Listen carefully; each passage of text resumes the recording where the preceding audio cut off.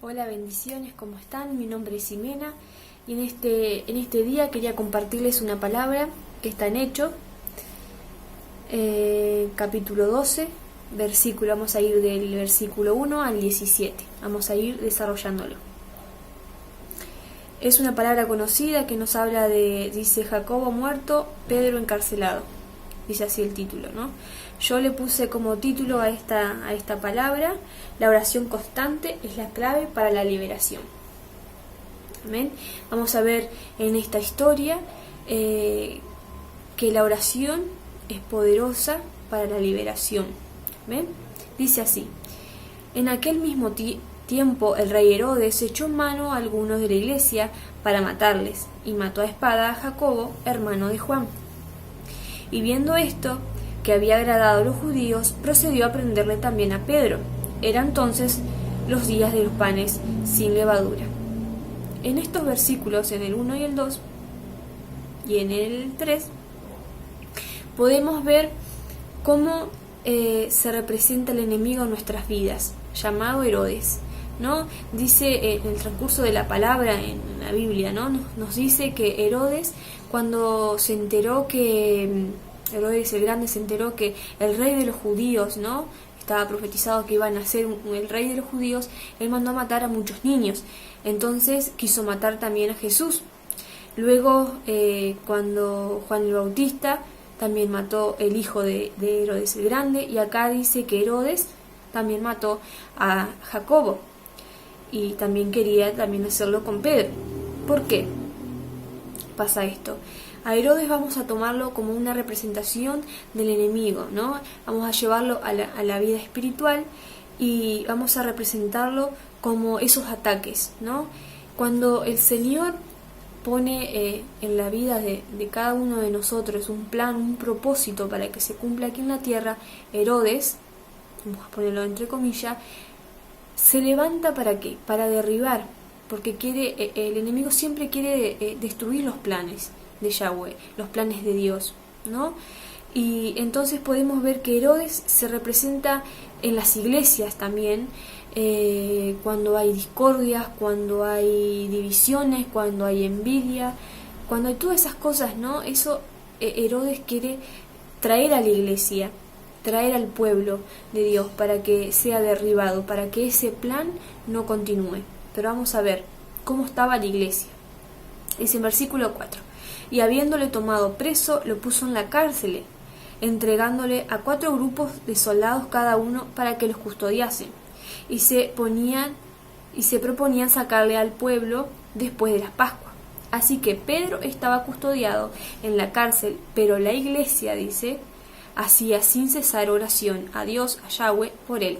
¿Cómo estaba la iglesia? En oración, ¿no? En el versículo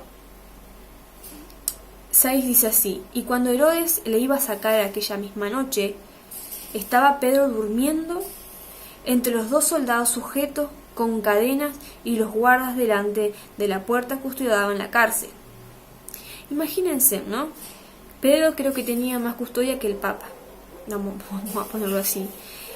Y en ese entonces dice que Pedro estaba, ¿cómo? Dice en el versículo 6, dice que estaba durmiendo. Dice que Herodes le iba a sacar en aquella misma noche, ¿no? ¿Para qué lo iba a sacar? Usted se pone a pensar y imagínese, que me van a sacar a hacer un paseo, no, lo iban a matar, ¿no? Pero Pedro estaba durmiendo. La palabra durmiendo, ¿no? Es un sinónimo, vamos a decirlo, de tranquilidad, que vos estás descansando. ¿En qué? En el Señor. ¿Por qué? Porque Pedro sabía que había una iglesia orando, porque una persona que está, o simplemente con su confianza, ¿no?, que el Señor lo iba a librar, y si el Señor no lo libraba, él se iba a ir con él, ¿no? Pero él estaba tranquilo. Esa representación de que Pedro estaba durmiendo nos enseña que a pesar de las circunstancias, de los ataques que podamos tener del enemigo, de las cadenas que el enemigo nos pueda traer a nuestras vidas, atarnos, ¿no?, tenemos que estar confiados, ¿no? Y saber que hay una iglesia que ora. Es muy importante que la iglesia ore, no solo el pastor, no solo el líder, sino la iglesia en sí, en su conjunto. Cada miembro tiene que estar orando los unos por los otros. Y dice así, miren lo maravilloso que sucedió, dice. Y aquí que se presentó en el versículo 7. Se presentó un ángel del Señor, y una luz resplandeció en la cárcel, y tocando a Pedro en el costado, le despertó, diciendo, levántate pronto. Eso nos dice el Señor a nosotros hoy. Y las cadenas se le cayeron de las manos. Cuando el Señor te dice, levántate, automáticamente nuestras cadenas se caen. Pero hay una cosa, dice. Le dijo el ángel, cíñete y átate las sandalias, y lo hizo así. Y le dijo, envuélvete en tu manto y sígueme. Y saliendo le seguía, pero no sabía que era verdad lo que le hacía el ángel, sino que pensaba que era una visión. En este versículo 8, ¿no? Hay algo que me llama mucho la atención, porque dice que el ángel le tocó, ¿no? Y simplemente le habló y le dijo, levántate. Y las cadenas se cayeron, por el poder, nada más, de la palabra, ¿no? Pero el ángel, también siendo ángel, pudo haberlo vestido, pudo haberlo ya acomodado para llevárselo. Pero no, le dijo, cíñete y átate las sandalias. O sea, nos está diciendo que nosotros, a veces no siempre depende del Señor, no siempre depende de Yahweh. El levantarnos depende de nosotros, el vestirnos depende de nosotros. Hay cosas que dependen de nosotros, ¿no? Porque el Señor nos dio libre albedrío. Y acá en la palabra cíñete me gustaría compararla con Efesios 6, versículo 10, que habla sobre la armadura de Dios, la armadura de Yahweh. Dice así, vamos a darle todo para que se pueda entender bien. Dice, por lo demás, hermanos míos, fortaleceos en el Señor y en el poder de su fuerza. Vestíos de toda la armadura de Dios para que podáis estar firmes contra las acechanzas del diablo, porque no tenemos lucha contra sangre y carne, sino contra principados, contra potestades, contra los gobernadores de las tinieblas de este siglo, contra huestes espirituales de maldad en las regiones celestes. Por tanto, tomad toda la armadura de Yahweh, de Dios, para que podáis resistir en el día malo, y habiendo acabado todo, estar firmes. Estad pues firmes, ceñidos vuestros lomos con la verdad, y vestidos con la coraza de justicia, calzados los pies con el presto del evangelio de la paz. Aquí nos está hablando cuando le decía, cíñete y átate las sandalias, ¿no? Dice, estad firmes, ceñidos vuestros lomos con la verdad, vestidos con la coraza. Dice, calzados los pies con el presto del evangelio de la paz. Ahí estaba diciendo Pedro, vestite, ¿no? Es necesario. ¿Para qué? Dice, sobre todo tomad el escudo de la fe, con que podáis apagar todos los dardos de fuego del maligno, y tomando el yelmo de la salvación y la espada del Espíritu, que es la palabra de Yahweh, orando en todo tiempo, dice, con oración y súplica en el Espíritu, y velando en ello con toda perseverancia y súplica por todos los santos. Amén. Aquí nos está diciendo, el ángel le dijo, ¿no? El Señor nos dice a nosotros, vestite, levántate, yo te libero de tus cadenas, libero de esto, pero va de tu parte que vos te quieras vestir. ¿Con qué? Con las armaduras, ¿no? Del Señor. A veces depende de nosotros ponernos un granito de arena. El Señor abre las puertas, el Señor hace todo, pero también depende de nosotros levantarnos, vestirnos, ¿no? Y querer estar firmes. ¿Para qué? Para ese momento, así como estaba Pedro, ¿no? Atado con muchos hombres custodiándolo, ¿no? A veces las personas están atadas al pasado, están atadas a la falta de perdón, a los vicios, al cigarrillo, al alcohol, a las drogas, a muchísimas cosas, ¿no? Pero ¿qué tenemos que hacer nosotros? Es vestirnos con su palabra, vestirnos con la fe, vestirnos con la salvación. Primeramente tenemos que ir al Señor Yahshua, al Señor Jesús, para que Él nos libere.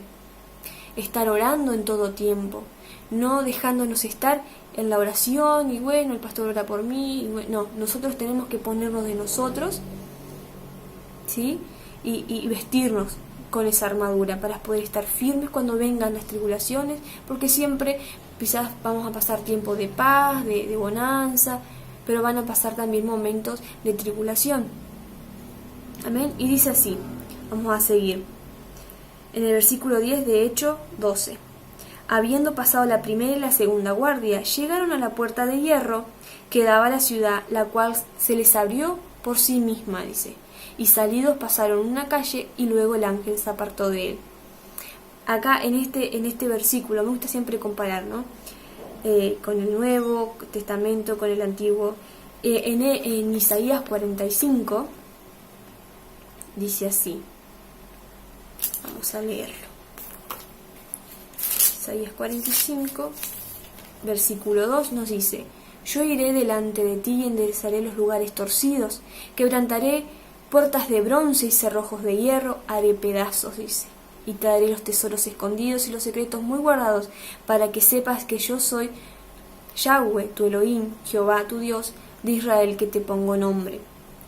Amén, dice que yo iré delante de ti, dice. Acá dice que el ángel, ¿no? Dice, habiendo pasado la primera y segunda guardia, llegaron a la primera puerta de hierro que daba a la ciudad, la cual se abrió por sí mismo, dice, ¿no? El ángel va adelante. Dice, y saliendo le seguía, o sea, quiere decir que el ángel estaba adelante. También podemos comparar con ese versículo, ¿no? Y dice que la puerta de hierro se abrió por sí misma. El Señor, cuando dice una palabra, el Señor la cumple siempre. Si Él dice que va a ir adelante de ti, no hay que preocuparnos, ¿no? Y saber que el Señor abre las puertas, que el Señor está ahí con nosotros, derribando aquello que nosotros por nuestras propias fuerzas no podemos, porque imagínense en todos los custodios que tenía, las puertas, todas las cosas que tenía por delante, los obstáculos, ¿no?